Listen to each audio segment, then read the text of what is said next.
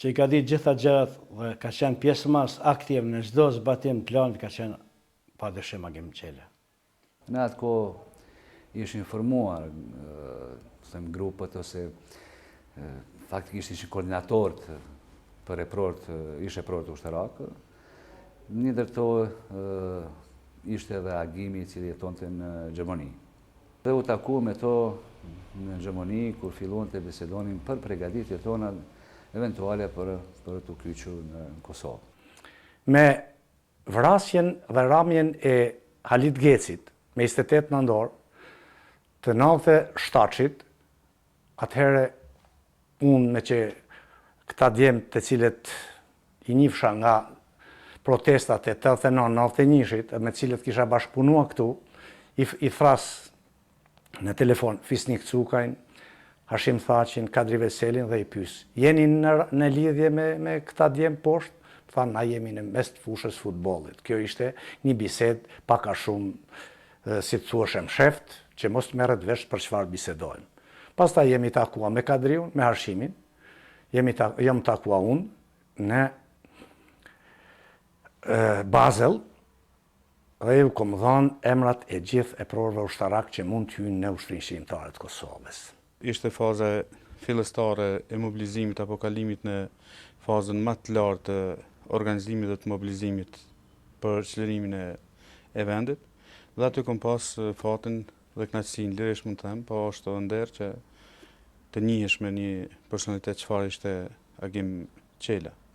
Me Agimin aty kemi pas pastaj kujtohen muhabetet që i zhvillonin dhe kur kishim bisedë në rreth organizimit ushtarak, ajo pjesë për mua ka një rëndësi të veçantë. Agimi fliste me një emocion, po ishte edhe dominant, edhe kur kishte oficer të cilët ishin të shkolluar të kryer, të kishin akademinë e kryer. Megjithatë, zëri i Agimit ishte më i vendosur, ishte shumë i qartë dhe demonstronte aftësitë e tij që i kishte në atë fushë. Agim Qelën e kemi takuar përmes profesor Muj Rrugovës, i cili njihem me të personalisht.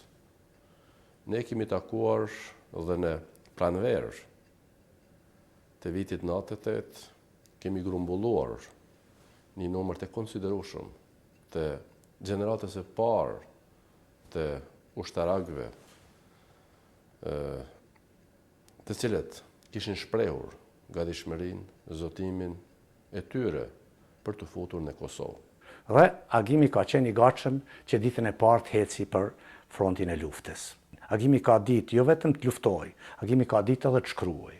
Kemi bërë tekstin e betimit dhe para këtij mbishkrimit që është pas meje në sfond, të gjithë këta ushtarak kanë dhënë betimin se do të luftojnë deri në pikë të fundit për Kosovën. Agimi ka qenë më i sinqerti.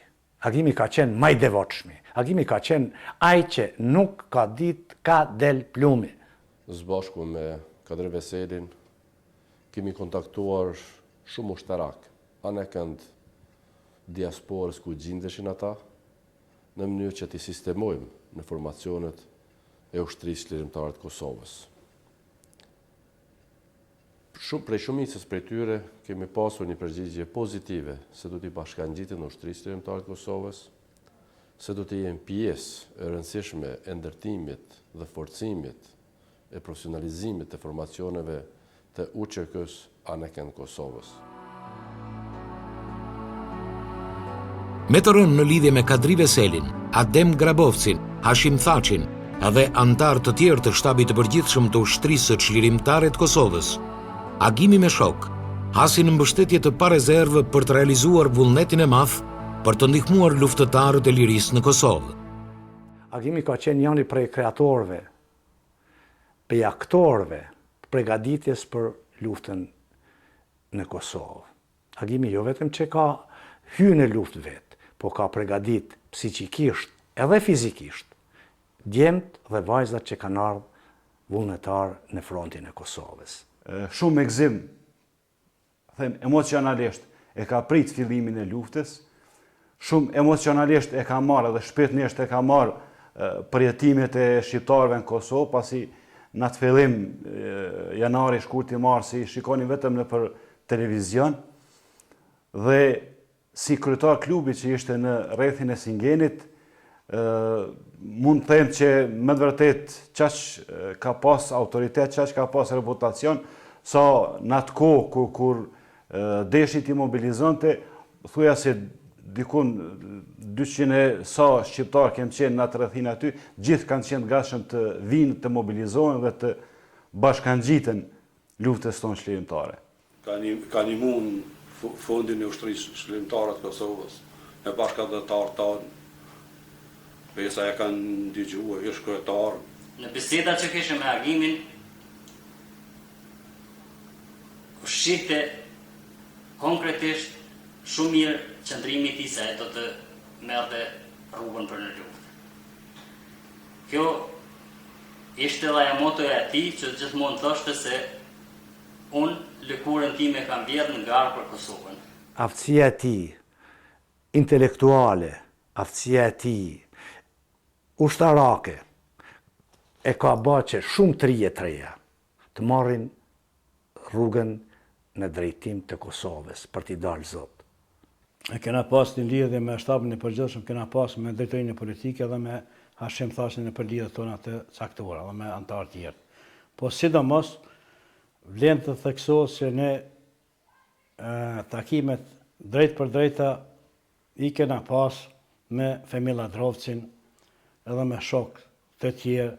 Pa ndodh Likoshani, pa ndodh Prekazi, Femilla Drovci me Gjemal Fetajn kanë ardhur dhe jemi marrë vesh.